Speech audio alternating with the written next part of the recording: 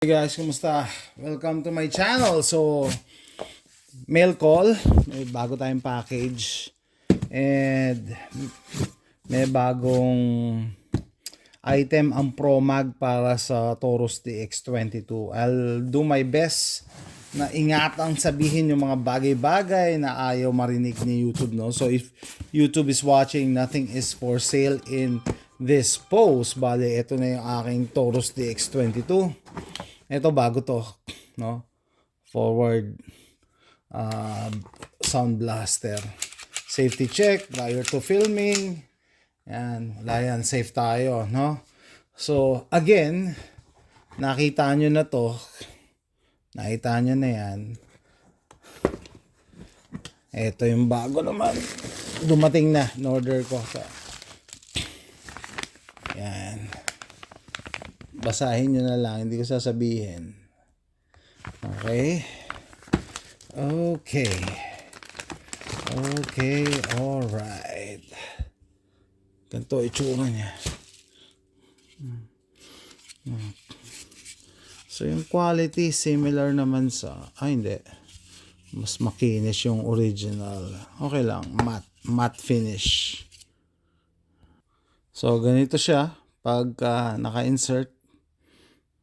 Meron siyang stop dito. Yan yung original na space para sa base pad.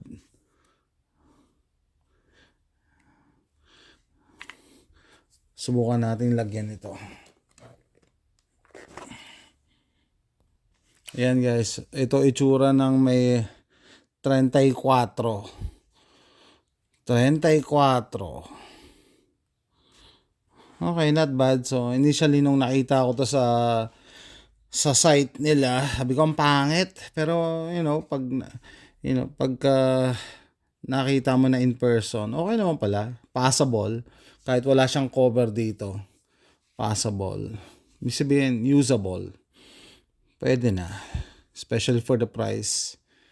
Hindi lang mag extension, whole magazine tong binili ko. So usually iba mag extension lang, idadagdag lang sa magazine mo. So 34 plus 1 pag chamber ka ng isa. Ganito ang size. Saktong-sakto meron tayong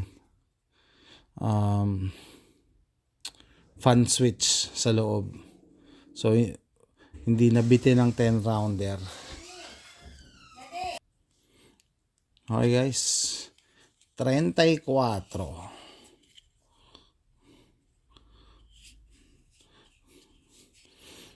Tsaka ito maganda, kaya mo pa rin i-grip dito para sa assist. Pag-assist pag-load. Yan, bago ng ProMag.